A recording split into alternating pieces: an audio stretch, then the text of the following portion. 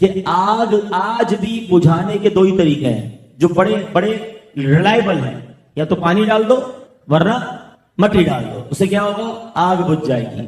امام غزالی کہتے ہیں جو بندہ وضو کرتا ہے، پانی نہیں تو تیمم کرتا ہے، یہ آگ یا یہ جو مٹی ہے نا جہنم کی آگ کو اس سے بجھا دے گی۔ اچھا ویسے جتنی بڑی آگ ہو اتنا پانی چاہیے، بڑے بڑے کنٹینر بڑے بڑے ٹینکر لگانے پڑتے ہیں تب جا کے آگ بجھتی ہے۔ وضو کا پانی تو بہت تھوڑا ہے، فرمایا اتنا بابرکت پانی ہے کہ یہ تھوڑے سے قطرے جو ہیں اس بندے کے لیے جہنم کی آگ کو بجھا دیں گے۔ پھر امام غزالی نے ایک اور بڑی پیاری بات فرمائی، آپ فرماتے ہیں کہ وضو کے 4 فرض کیوں ہیں؟ اور بھی تو کوئی فرض ہو سکتا تھا۔ دیکھو یہ صوفیاء کرام کی حکمت بھری باتیں۔ امام غزالی فرماتے 4 عذاب ہیں، وضو کے فرض کتنے ہیں؟ 4 ہیں۔ گویا رحمت الہی پکار رہی ہے، اے میرے بندوں وضو میں چہرہ دھویا کرو، قیامت کے دن چہرہ سیاہ نہیں ہوگا، تمہارا چہرہ چمکے گا۔ فرمایا اپنے ہاتھ دھویا کرو، تمہارا نامہ اعمال الٹے ہاتھ میں نہیں تمہارے سیدھے ہاتھ میں دیا جائے گا۔ فرمایا سر کا مسح اور پیر دھویا کرو، تمہیں پیشانی سے پکڑ کر جہنم میں نہیں ڈالا جائے گا بلکہ تمہارے سر پر جنت کا تاج سجایا جائے گا۔ پیر دھویا کرو، تمہارے پیروں میں جہنم کی بیڑیاں نہیں پڑے گی، تو پل صراط پر تمہارے پیر ڈگمگائیں گے نہیں بلکہ پل صراط سے تم آسانی سے جنت میں داخل ہو جاؤ۔ مولا علی شیر خدا سے ایک بار کسی نے پوچھا کہ حضور یہ بتائیں وضو کی ابتدا کیسے ہوئی؟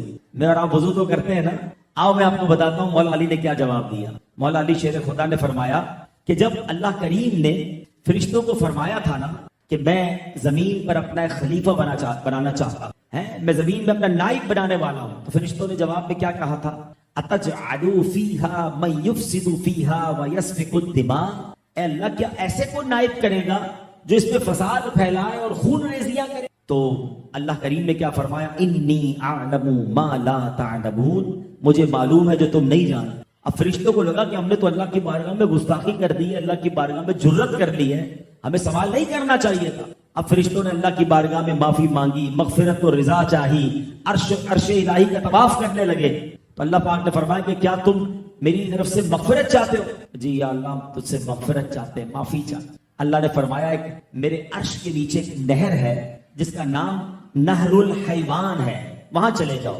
فرشتے وہاں پہنچ گئے، پہلے کہا ہاتھ دھو، انہوں نے ہاتھ دھوئے، ارشاد ہوا 3 بار کلی کرو، انہوں نے 3 بار کلی کی، پھر ارشاد ہوا کہ 3 بار ناک میں پانی ڈالو، فرشتوں نے ناک میں پانی ڈالا، چہرہ دھونے کا حکم دیا گیا، ہاتھ کونیوں سمیت دھونے کا حکم دیا گیا، سر کا مسح کا حکم دیا گیا، پیر دھونے کا حکم دیا گیا۔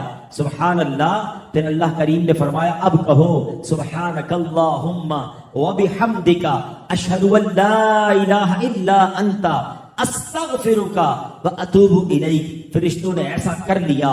اب اللہ نے فرمایا کہ اے فرشتوں جو بھی صاحب ایمان یہ کرے گا جو تم نے کیا ہے میں اسے اپنی مغفرت اور رضا سے نواز دوں گا۔ فرشتوں نے کہا یا اللہ یہ مہربانی صرف ہمارے لیے ہے؟ فرمایا نہیں، صرف تمہارے لیے نہیں بلکہ جسے میں خلیفہ بناؤں گا حضرت آدم علیہ السلام، اس کی اولاد کے لیے بھی یہ فضیلت ہے، یعنی اولاد آدم میں سے بھی جو یہ عمل کرے گا یعنی وضو کرے گا میں اس کی مغفرت فرما۔ ایھا الذین آمنوا استعینوا بالصبر والصلاۃ ان اللہ مع الصابرین۔ ترجمہ اس کا کیا ہے؟ اے ایمان والو صبر اور نماز سے مدد مانگو، بے شک اللہ صابروں کے ساتھ ہے۔ اب یہاں بہت خوبصورت باتیں ہمیں سیکھنی ہیں کہ صبر اور نماز سے مدد مانگو۔ قرآن ہمیں راستہ بتا رہا ہے کہ آپ کو ہیلپ چاہیے تو صبر اور نماز کے ذریعے آپ نے ہیلپ لینی ہے۔ اب اس کا مطلب یہ ہوا کہ عبادات کی ادائیگی، گناہوں سے رکنے اور نفسانی خواہشات پورا نہ کرنے پر صبر کیا جائے، اور نماز چونکہ تمام عبادات کی اصل ہے، اہل ایمان کی معراج ہے، اللہ اور بندے کے درمیان ایک بیوٹیفل کانٹیکٹ ہے، تو اس لیے اس سے بھی مدد طلب کرنے کا حکم دیا گیا ہے۔ یہ بھی یاد رہے کہ بدن پر باطنی اعمال میں سب سے سخت صبر ہے اور ظاہری اعمال میں سب سے مشکل نماز ہے۔ یہ بڑی اہم بات ہے۔ کچھ اعمال وہ ہیں جن کا تعلق دل سے ہوتا ہے، انسائٹ ہوتا ہے۔ انسائٹ اعمال میں سب سے مشکل کام کیا ہے؟ صبر کرنا۔ اور ظاہری عبادتوں میں، جسمانی عبادتوں میں سب سے مشکل کام کیا ہے؟ نماز پڑھنا۔ تو یہ دو اہم کام دیے گئے کہ صبر اور نماز سے مدد چاہو. اچھا اب ہم دیکھتے ہیں کہ صبر اور نماز سے مدد ملتی کیسے ہے, اور سرکار دو عالم صلی اللہ تعالی علیہ وسلم کا اس میں کیا معمول تھا, اب ذرا سنیے گا. اب نبی پاک علیہ الصلوۃ والسلام کا یہی معمول تھا. حضرت حذیفہ رضی اللہ تعالیٰ عنہ فرماتے ہیں نبی کریم علیہ الصلوۃ والسلام کو جب کوئی سخت مہم پیش آتی تو آپ علیہ الصلوۃ والسلام نماز میں مشغول ہو جاتے. جب میں خود اس آیت کی کچھ دنوں پہلے تیاری کر رہا تھا تو بڑا ایک نیا کہتے ہیں نا نیا باب آنکھوں کے سامنے کھلا کہ یقیناً جب ہم پرابلم میں آتے ہیں ہم دعا بھی کرتے ہیں, ہم لوگوں سے بھی کہتے ہیں, مگر کیا ڈائریکٹلی ہم نماز کی طرف جاتے ہیں؟ حالانکہ قرآن نے ہمیں پرابلمز کا سولوشن کیا دیا ہے کہ صبر اور نماز سے مدد چاہو. اب آگے چلیں. حضرت عمر فاروق کا بھی یہی عمل تھا کہ کوئی مشکل درپیش آتی تو آپ رضی اللہ تعالیٰ کو اگر کبھی اسلامی فوجوں کے آنے میں تاخیر پتہ چلتی, یعنی آپ چونکہ جنگوں کے لیے فوجوں کو روانہ کرتے تھے, بہت شاندار اسٹریٹجک پلانر تھے, تو اب فوج گئی اور ایکسپیکٹیشن یہ تھی کہ فلاں ٹائم کو واپس آ جائے گی. اس زمانے میں ٹیلی فون تو تھا نہیں, انٹرنیٹ تو تھا نہیں کہ لوکیشن شیئر ہو جائے گی, یہ کال آ جائے گی کہ سر ہم یہاں رکے ہوئے ہیں. اب ٹائم ہو جاتا اور فوج واپس نہ آتی نا, تو آپ اب اس کو کیا کرتے کہ اب پتہ تو نہیں کیا ہوا ان کے ساتھ, خیریت سے آ جائیں, تو آپ نماز میں مشغول ہو جاتے, نماز کے لیے کھڑے ہو جاتے. اب کیا ہمارے ساتھ کبھی ایسا ہوتا ہے کہ ہمارا بچہ کہیں گیا ہے, اس کی خبر نہیں آ رہی, یا کوئی چیز ہماری آنی ہے ابھی تک پہنچی نہیں ہے, یا کوئی اچھی نیوز نہیں آ رہی ہے, تو ہم کیا اس کے لیے نماز کی طرف جاتے ہیں؟ یہ نبی پاک کا ہمیشہ معمول رہا. حضرت عبداللہ بن محمد حنفیہ رحمت اللہ تعالی علیہ فرماتے ہیں کہ میں اور میرے والد ایک انصاری رشتہ دار کے پاس عیادت کرنے گئے. جب نماز کا وقت ہوا تو انہوں نے اپنے اہل خانہ میں سے کسی کو پکارا کہ اے لڑکی وضو کا پانی لے آؤ اور ہمارے لیے نماز میں راحت پہنچاؤ, نماز پڑھ کر میں راحت پاؤں, جلدی سے وضو کا پانی لے آؤ. تو کہتے ہیں ہم نے ان انصاری شخصیت کے الفاظ پر بڑا تعجب کیا کہ نماز سے راحت کیسے ملتی ہے.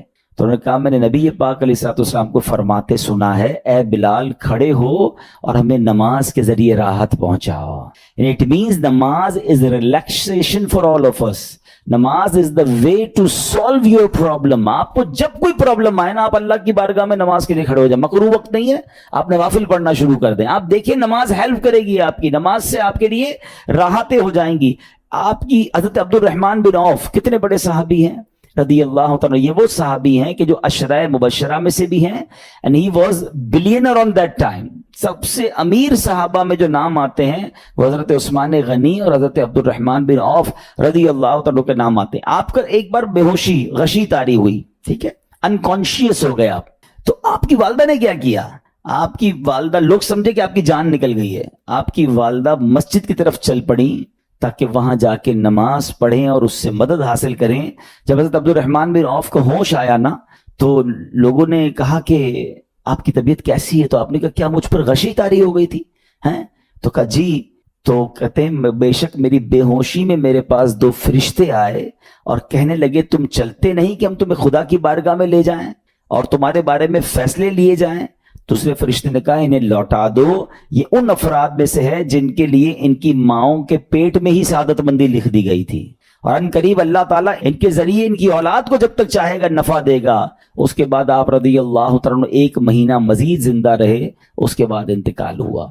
تو پتہ چلا کہ آپ کی والدہ نے نماز پڑھی, اللہ سے مدد مانگی, اور آپ کو اللہ نے ایک نئی زندگی عطا فرمائی. تو آپ اپنی زندگی میں اس پریکٹس کو آج اس آیت سے دیکھیں, ہم نے کرنا کیا ہے. ہم جب بیان میں آئیں تو صرف بیان نہیں سننا ہے, ہم نے اللہ نے مجھے کہا کیا ہے. ہم اس ٹاپک کو لے کے اسی لیے چل رہے ہیں نا کہ میرے رب نے ڈائریکٹلی مجھ سے کیا بات کی ہے. تو آج اس آیت میں یہ لیسن مل رہا ہے کہ جب کسی پرابلم میں ہیں, کلیمٹی میں ہیں, تو اللہ کی طرف جانا ہے اور نماز سے مدد چاہنی ہے. وَاسْتَعِينُوا بِالصَّبْرِ وَالصَّلَاةِ. اچھا اب آپ دیکھیں پیارے آقا کی نماز کی کیسی عادت تھی.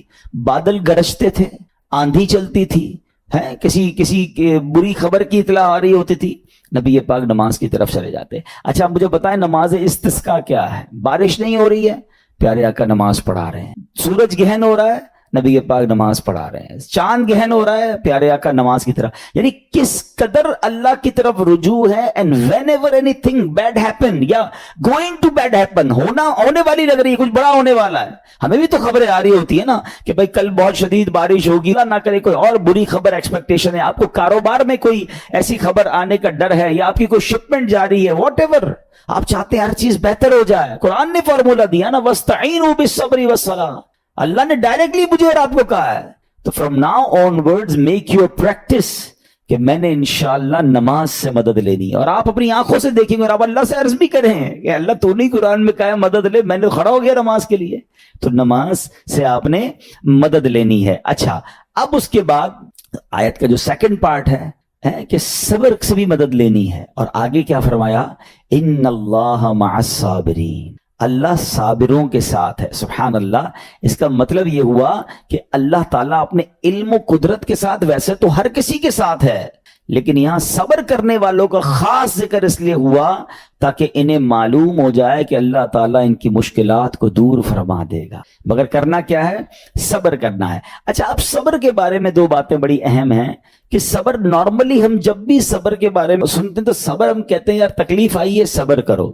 یقیناً یہ بھی صبر ہے, مگر صبر کی ایک اور قسم بھی ہے جو اس سے بھی سپیریئر ہے, جو اس سے بھی افضل ہے. اور وہ کیا ہے, گناہ کے لیے دل چاہے, حرام کے لیے دل چاہے, نفسانی خواہشات برا کام کروانا چاہ رہی ہیں اور بندہ اس پر صبر کرے. یہ صبر جو ہے نا, یہ شریعت کو اور محمود ہے اور بڑا افضل ہے کہ انسان کو جی چاہے کہ فلاں گناہ کرنا ہے مگر وہ اس پر صبر کرے. اور دوسرا صبر وہی ہے جو ہم جانتے ہیں کہ کوئی مصیبت آ جائے, کوئی آفت آ جائے, کوئی ہمارا اللہ نہ کرے کسی سے لڑائی ہو جائے, ہمیں کوئی برا بلا کہے, ہم اسے معاف کر دیں, صبر کریں. یا جسمانی تکلیف ہے, کاروبار میں پرابلم ہے, ہم اللہ کی رضا پر راضی رہیں. تو یہ دو قسم کے صبر ہیں. اور جب کوئی بندہ صبر کرتا ہے نا تو قرآن و حدیث اور بزرگان دین کے اقوال سے میں اب آپ اس کے 10 فائدے بتانا چاہتا ہوں. میں کہتا جاؤں گا, آپ اللہ کے ذکر کی نیت سے سبحان اللہ بھی کہتے رہیں, جنت میں درخت بھی لگاتے رہیں. ٹھیک ہے, اللہ تعالیٰ صبر کرنے والوں کے ساتھ ہے. صبر کرنے والے کو اس کے عمل سے اچھا اجر ملے گا, صبر کرنے والے کو بے حساب اجر ملے گا. صبر کرنے والوں کی جزا دیکھ کر قیامت کے لوگ حسرت کریں گے. صبر کرنے والے رب کریم کی طرف سے درود و ہدایت اور رحمت پاتے ہیں. صبر کرنے والے اللہ کو محبوب ہیں. صبر آدھا ایمان ہے. صبر جنت کے خزانوں میں سے ایک خزانہ ہے. صبر کرنے والے کی خطائیں مٹا دی جاتی ہیں اور صبر ہر بھلائی کی کنجی ہے. اب آتے ہیں ان دونوں صبر کو تھوڑا سا ڈیفائن کرتے ہیں. ایک نفسانی خواہشات, گناہ کا جی چاہتا ہے, کیونکہ نفس ہے نا وہ تو ہر وقت موج مستی چاہتا ہے, وہ تو ہر وقت چاہتا ہے جناب بس یہ بھی کام کر لوں وہ بھی کر لوں. اب مجھے یہ دیکھنا ہے کہ میرا یہ کام اللہ کو راضی کرے گا یا رب کو ناراض کر دے گا. لیکن جو نفسانی خواہشات پر صبر کرتا ہے نا, گناہ سے اپنے آپ کو بچاتا ہے. قرآن کیا کہتا ہے, وَأَمَّا مَنْ خَافَ مَقَامَ رَبِّهِ وَنَهَى النَّفْسَ عَنِ الْهَوَىٰ فَإِنَّ الْجَنَّةَ هِيَ الْمَأْوَىٰ. اور رہا وہ جو اپنے رب کے حضور کھڑے ہونے سے ڈرا اور نفس کو خواہش سے روکا تو بے شک جنت ہی اس کا ٹھکانہ ہے. دل چاہ رہا ہے, شیطان کہہ رہا ہے کر لے, کوئی دیکھنے والا نہیں ہے, علاقہ بھی چینج کر لیا, شہر بھی تبدیل ہو گیا, nobody here to watch you, مگر اللہ دیکھ رہا ہے کہ جب بھی ہم گناہ کرتے ہیں few minutes یا few hours کی ایک enjoyment ہے, after that enjoyment ختم, مگر اس کا جواب باقی ہے, عذاب باقی ہے. اللہ نہ کرے اللہ ناراض ہوا تو پنشمنٹ باقی ہے. تو کیا فرمایا, انجوائمنٹ کے لیے گناہ مت کرنا, انجوائمنٹ ختم ہو جائے گی, عذاب باقی رہ جائے گا. اور اگلا سینٹنس کتنا خوبصورت ہے, فرماتے کبھی بھی تکلیف کی وجہ سے نیکی مت چھوڑنا, تکلیف ختم ہو جائے گی, اجر باقی رہ جائے گا. اب مثال دیتا ہوں, اس کی 2-3 ایگزامپل سمجھیے. گناہ کی ایگزامپل تو آپ سمجھ گئے کہ کوئی بھی تھوڑی دیر کا گناہ کرتا ہے, لذت پاتا ہے, وہ گناہ ختم, عذاب باقی. اب نیکی میں کیا ہوتا ہے, فجر کے لیے اٹھنا, نیند آ رہی ہے, دل نہیں چاہ رہا, آپ اٹھے, آپ نے وضو کیا, فجر پڑھا, وہ اٹھنے کی تکلیف تو ختم ہو گئی نا, واپس سونا ہے تو سو جائیے, مگر فجر کا اجر اور ثواب باقی رہ گیا ہے. رمضان کے روزے ڈیفیکلٹ ہیں لیکن افطار کے بعد تکلیف ختم ہو جاتی ہے, ہم کھاتے پیتے ہیں, موج کرتے ہیں, مگر ثواب باقی رہ جاتا ہے. کبھی کبھی آپ کو کوئی مسجد کے میں بلاتا ہے, یار چلو بھائی بیان ہو رہا ہے, اجتماع ہو رہا ہے, کوئی نیکی کی بات ہو رہی ہے, نہیں یار دل نہیں چاہ رہا, آپ آ گئے, آدھے ایک گھنٹہ بیٹھے پھر چلے گئے, وہ آپ کا جو ٹینشن تھا یا پریشر تھا وہ ختم ہو گیا, مگر ثواب باقی رہ گیا. تو اب اس فارمولے کو یاد رکھیے گا, جب بھی گناہ آپ کی طرف آئے نا, آپ سوچیں کتنی دیر کا فائدہ ہے. 1 گھنٹہ دوستوں کے ساتھ بیٹھوں گا, بری باتیں کروں گا, 2 گھنٹے فلم دیکھوں گا, 2 ڈھائی 3 گھنٹے, بس اس کے بعد جواب تو باقی ہے نا, قیامت تک اللہ کو جواب دینا پڑے گا. نہیں یار مجھے انجوائمنٹ کے لیے گناہ نہیں کرنا ہے. اور جب کوئی نیکی کا کام آئے اور آپ کو لگے یار دل نہیں چاہ رہا, مزہ نہیں آ رہا, بوریت ہوگی, چھوڑنا یار, تو بندہ سوچے کتنی دیر کی نیکی ہے, آدھے گھنٹے کی, 1 گھنٹے کی, بس 2 گھنٹے کی, اور ثواب باقی رہ جائے گا. Let's do it. اگر یہ بات سمجھ آ گئی نا آپ کو, تو انشاءاللہ دیکھیے گا گناہ سے بچنا اور نیکیاں کرنا آسان ہو جائے گا. تو اب کیا فرمایا قرآن نے کہ جس نے اپنے نفس کو روکا, کیا خوبصورت آیت ہے, وَأَمَّا مَنْ خَافَ مَقَامَ رَبِّهِ وَنَهَى النَّفْسَ عَنِ الْهَوَىٰ, اور رہا وہ جو اپنے رب کے حضور کھڑے ہونے سے ڈرا اور نفس کو خواہش سے روکا, تو بے شک جنت ہی اس کا ٹھکانہ ہے.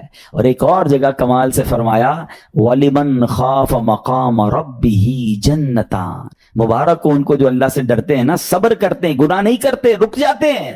قرآن کہتا ہے جو اپنے رب کے حضور کھڑے ہونے سے ڈرے اس کے لیے 2 جنتیں ہیں, 1 نہیں 2 جنتیں ہیں. سورہ رحمان کی آیت ہے. تو پتا چلا کہ نفس کو روکنا یہ آسان بھی نہیں ہے. ہاں دل بہت چاہتا ہے, مگر یہ صبر جو ہے نا, ان اللہ مع الصابرین کا جو معراج ہے, جو ٹاپ آف دا لسٹ صبر ہے, وہ یہ صبر ہے. اچھا اب آتے ہیں ایک اور صبر کی صورت, کہ اب آپ کو کسی نے غصہ دلا دیا, برا بھلا کہا, یا آپ کے مزاج کے خلاف بات ہو گئی, اب آپ نے روکنا ہے اپنے آپ کو. اب غصے کا اظہار نہیں کرنا, لڑائی نہیں کرنی, گالی کا جواب گالی, اینٹ کا جواب پتھر, انگریزی کا مقولہ ہے نا ٹٹ فار ٹیٹ, جیسے کو تیسا نہیں, یہ ہماری شریعت ہمیں نہیں سکھاتی. اچھا آج کل کسی کو کہو نا یار آپ کیوں یار لڑائی کر رہے ہیں, بھائی میں جواب نہ دوں تو لوگ سمجھیں گے کمزور آدمی ہوں, مجھے اپنا روب بھی تو رکھنا ہے, میں بھی تو پتا چلے کون ہوں, اپنا بتاؤں تو صحیح کون ہوں. سچی بات پتہ ہے کیا ہے, جو ٹٹ فار ٹیٹ کرتا ہے, گالی کا جواب گالی سے دیتا ہے نا, وہ واقعی بتا دیتا ہے وہ کون ہے, وہ اپنا تعارف کروا رہا ہوتا ہے کہ یہ بھی ایسا ہے, میں بھی ویسا ہی ہوں. او بھائی. اچھا پھر ایک اور عجیب جملہ بڑا مشہور ہے آج کل, جناب ہم شریف کے ساتھ شریف ہیں, ہم بدماش کے ساتھ بدماش ہیں. مجھے آج تک سمجھ نہیں آئی یہ کون سا بٹن لگا ہوا ہے آپ کے اندر کہ شریف کے ساتھ آپ شریف ہو جاتے ہیں, بدماش آتا تو آپ بھی بدماش ہو جاتے ہیں. جناب والا, شریف آدمی شریف کے ساتھ بھی شریف ہوتا ہے, بدماش کے ساتھ بھی شریف ہوتا ہے. جب بھی تو وہ غلط آدمی اچھا ہوگا نا. نبی پاک علیہ الصلوۃ والسلام نے گالیاں سن کر دعائیں دی ہیں, پتھر برسانے والوں کو بھی دعائیں دی ہیں, مگر ہم تو تیار ہی رہتے ہیں, یار میں بتاؤں گا اس کو میں کون ہوں, ایک گالی دی ہے میں اس کے ساتھ مشتوں کو گالیاں دوں گا. تو پھر آپ بھی ویسے ہی ہوگا نا جناب. حدیث پاک کیا ہے, ہو از مور اسٹرانگر, ہو از مور پاورفل. اللہ کے حبیب علیہ الصلوۃ والسلام فرماتے ہیں کہ بہادر وہ نہیں, یہ بخاری شریف کی حدیث ہے, بہادر وہ نہیں جو پہلوان اور دوسرے کو پچھاڑ دے, بلکہ بہادر وہ ہے جو غصے کے وقت اپنے آپ کو قابو میں رکھے. اصل بہادری یہ ہے. تو اگر آپ نے واقعی صبر سے مدد لینی ہے, ان اللہ مع الصابرین کا مجدہ لینا ہے, تو بدلے نہیں لینا ہے, معاف کرنا ہے. ذرا مل کر میرے ساتھ شب قدر کی دعا دہرائیے گا, اللہم انک عفو کریم تحب العفو فاعف عنی, اللہم انک عفو کریم تحب العفو فاعف عنی, اللہم انک عفو کریم تحب العفو فاعف عنی. What is the meaning? اس دعا کا معنی کیا ہے؟ اللہم انک عفو, اے اللہ تو معاف کرنے والا ہے, تحب العفو, معافی کو پسند کرتا ہے, فاعف عنی, اللہ مجھے بھی معاف کر دے. ہم کیا کہہ رہے ہیں اللہ سے, اللہ مجھے معاف کر دے, میرے سارے اگلے پچھلے گناہ معاف کر دے. مگر دیر از اے کوسچن, آپ نے معاف کر دیا سب کو؟ بندہ کہتا نہیں میں تو انتظار میں بیٹھا ہوں, میں تو موقع کی تلاش میں, بس موقع ملے پھر بتاؤں گا میں کون ہوں. ہاتھ میں آ نہیں رہا بندہ, ٹرائی کر رہا ہوں کسی جگہ آ جائے, بس کوئی اس کے پیسے ویسے آ جائیں, کوئی اس کا معاملہ میرے پاس آ جائے, بس پھر دیکھو کیا کرتا ہوں. بیٹھے اس انتظار میں بیٹھے بہت سارے لوگ, کمال ہے یار. یعنی دشمنیاں پالی ہوئی ہیں, رشتہ داریاں کاٹی ہوئی ہیں, دوستوں کے پاس جا نہیں رہے ہیں, میاں بیوی میں لڑائی ہے, ایک سوری کے لیے بیوی گھر بیٹھی ہے, وہ کہتی شوہر سوری کہتے تو میں آ جاؤں گی, شوہر کہتا ہے بیوی معافی مانگ لے تو میں لے آؤں گا. ارے بھائی کوئی بھی آگے بڑھ کے معافی پکڑ لو بھائی, اللہ سے معافیاں مانگ رہے ہو, بندوں کو معاف کرنے کے لیے کوئی تیار نہیں ہے. مجھے خود بتائے نا یہ کیسی دعا ہے کہ اے اللہ تو مجھے معاف کر دے, میں نے کسی کو معاف نہیں کرنا. یہ بنتی ہے دعا؟ اللہ سے پتہ ہے کیا کہیں, اے اللہ میں نے بندہ ہو کر تیرے سارے بندوں کو معاف کر دیا ہے, تو سب سے بڑا معاف کرنے والا ہے نا, اللہ تو بھی مجھے معاف کر. Look at the way to talk, یہ مزہ ہے نا بات کرنے کا, پھر دعا کرنے کا لطف بھی آئے گا آپ کو. تو دشمنیاں نہ رکھیں, غصے پر قابو پائیں, معاف کریں. ایک حدیث سن لیجئے, لرزا دیتی ہے, ڈرا دیتی ہے. اللہ کے نبی علیہ الصلوۃ والسلام فرماتے ہیں جو رحم نہیں کرتا اس پر رحم نہیں کیا جاتا. حدیث کا خلاصہ ہے. اور جو معاف نہیں کرتا اسے معاف نہیں کیا. اب بتائیے, ہم معاف کرتے ہیں, ہم رحم کرتے ہیں, ہم کہتے ہیں اللہ ہم پر رحم کرے, ہم کسی پر رحم نہ کریں. نہیں ہوگا رحم, پہلے اپنے اندر تو لائیے یہ باتیں. اب ایک آیت سنیے گا, اس کے تحت ایک واقعہ, اور پھر میں بیان کو کنکلوڈ کرتا ہوں. اللہ کریم ارشاد فرماتا ہے الذین ينفقون فی السراء والضراء والکاظمین الغیظ والعافین عن الناس واللہ یحب المحسنین. قرآن میں رب فرماتا ہے جو خوشحالی اور تنگ دستی میں اللہ کی راہ میں خرچ کرتے ہیں. یہ بڑی خوبصورت بات ہے, یہ غریب اسلامی بھائیوں کے لیے بھی مدنی پھول ہے. امیر تو خرچ کرتا ہے نارملی, غریب خرچ نہیں کرتا اللہ کی راہ میں. ہمارے قبلہ مفتی قاسم صاحب نے تفسیر قرآن صراط الجنان میں ایک بڑی پیاری بات لکھی. آپ کہتے ہیں پوری دنیا کے امیروں کا سروے کر لینا, ان کی جو پیسے بڑھنے کی ایک وجہ یہ بھی ہوتی ہے کہ وہ کہیں نہ کہیں چیریٹی کر رہے ہوتے ہیں, مدد کر رہے ہوتے ہیں. وہ مدد اور وہ نیکی ان کے پیسے بڑھا رہی ہوتی ہے. اور پوری دنیا کے غریبوں کا سروے کریں تو ان میں سے بڑی تعداد وہ جو خرچ ہی نہیں کرتی اللہ کی راہ میں. کہتے ہیں ہم کیا خرچ کریں, ہم تو غریب ہیں, ہم پر لوگ خرچ کریں. میں آپ کو فارمولا دے رہا ہوں اور یہ قرآن سے دے رہا ہوں. جو تنگی میں بھی اللہ کی راہ میں خرچ کرتے ہیں, جو خوشحالی میں بھی خرچ کرتے ہیں. آپ تنگی میں آپ روپیہ خرچ کریں, یہ نہیں کہتے آپ 10,000 روپے خرچ کریں, جتنی آپ کی حیثیت. یہ کاروبار ہے, آپ 1 روپیہ دیں گے اور آئے گا, آپ 10 روپے دیں گے اور آپ کسی نہ کسی نیکی کے کام میں خرچ کرتے رہیں, آپ غربت سے باہر آ جائیں گے. If you want to take out yourself from that problem, آپ آئے اللہ کی راہ میں خرچ کرنا شروع کریں. قرآن کہہ رہا ہے کہ جو تنگی اور خوشحالی میں اللہ کی راہ میں خرچ کرتے ہیں. اور اگلا پارٹ کتنا خوبصورت ہے, فرمایا والکاظمین الغیظ والعافین عن الناس. فرمایا اور غصہ پینے والے اور لوگوں سے درگزر کرنے والے. انعام کیا ہے, واللہ یحب المحسنین, اور اللہ نیک لوگوں سے محبت فرماتا ہے. اور پھر ہاں زندگی میں کلیمٹیز, پرابلم, بیماریاں, مشکلیں, قرآن خود کہتا ہے کہ من قریب تمہیں آزمائیں گے. کبھی بیماری آئے گی, کبھی بھوک آئے گی, کبھی مال کم ہو جائیں گے, کبھی ڈسٹربنس آئے گی, خوف آ جائے گا. تو بی ریڈی فار دیٹ, صبر کرنا ہے, کیونکہ اللہ نے فرمایا وبشر الصابرین, صبر کرنے والوں کے لیے خوشخبری ہے. تو اللہ کرے کہ یہ بات ہمیں سمجھ آ جائے اور ہم اس آیت پر عمل کرنے والے بن جائیں تو زندگی بڑی آسان ہو جائے گی. یہاں ایک میں عقیدے کی بات بھی کلیریفائی کر دوں. کچھ لوگوں کو بعض اوقات کنفیوژن ہوتی ہے یا لوگ کنفیوژن کریٹ کرتے ہیں. مجھے ایک بات بتائیے گا کہ اللہ کیا کہہ رہا ہے, وَاسْتَعِينُوا بِالصَّبْرِ وَالصَّلَاةِ. اے ایمان والو صبر سے اور نماز سے مدد چاہو. کیا صبر اور نماز خدا ہیں؟ بتائیے, نہیں ہے نا, اللہ تو نہیں ہے. ہم صبر اور نماز کی عبادت تو نہیں کرتے.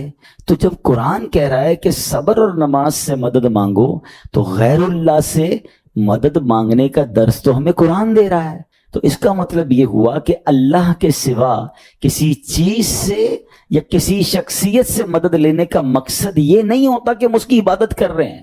اگر آج کے دور میں کوئی اللہ کے نبی سے کہتا ہے کہ یا رسول اللہ انظر حالنا, یا بھر دو جولی میری یا رسول اللہ, تو یہاں کوئی شرک کی بات نہیں ہے. کیوں کہ یہاں یہ نیت نہیں ہے کہ ہم ان کو خدا مان رہے ہیں, یا یہ بھی نیت نہیں ہے. ایک عقیدہ کلیئر کر دیتا ہوں, پوری دنیا میں عاشقان رسول کا یہی عقیدہ ہے کہ کوئی نبی, کوئی صحابی, کوئی ولی اپنی طرف سے کسی کو کچھ نہیں دے سکتا. وہ سب رب کے محتاج ہیں. اللہ کسی کا محتاج نہیں ہے. جو اللہ کا ہے وہ اس کا اپنا ہے. ہاں اللہ نے اپنے مخصوص بندوں کو کچھ عطائیں کی ہوئی ہیں, کچھ پاورز دیے ہوئے ہیں, وہ اللہ کی عطا سے اگر کسی کو تقسیم کرتے ہیں تو اس میں کوئی پرابلم نہیں ہے. قرآن کہہ رہا ہے اے ایمان والو صبر اور نماز سے مدد چاہو. یہاں ایک اور بات سمجھنی ہے. دنیاوی طور پہ بھی کیا ہوتا ہے کہ آپ کسی باس ہوتا ہے, اپنے کسی مینیجر کو پاور آف اٹارنی دے دیتا ہے کہ یہ تمہارے پاس اس پراپرٹی کا پاور ہے, تمہارے پاس فلاں چیز کا پاور ہے. وہ اس پاور کے بہاف پر وہ کام کر دیتا ہے, مگر کوئی یہ نہیں کہتا کہ he is the owner. Actually he have attorney, he have power of attorney. بالکل बिल्कुल हमारा भी अकीदा यह है कि अल्लाह ने अपने कुछ मखसूस बंदों को, अपने प्यारों को कुछ इख्तियारात अता फरमाए हैं, और जब वो उन इख्तियारात पर अमल करते हैं तो एक्चुअली वो अल्लाह ही की अता है। हाँ, दुनिया में अगर कोई ये समझता है कि कोई शख्सियत या कोई बुजुर्ग या कोई अल्लाह वाले अपनी तरफ से देते हैं, रब का इसमें कोई दखल नहीं, तो ये शिर्क है, ये बात दुरुस्त नहीं है। हमारा सबका अकीदा ये है कि जो कुछ दुनिया में अगर किसी वली, नबी, सहाबी के पास है वो रब का दिया हुआ है, रब की अता है, रब उनको देता है, रब को कोई नहीं देता। रब के पास जो कुछ है वो उसका अपना है।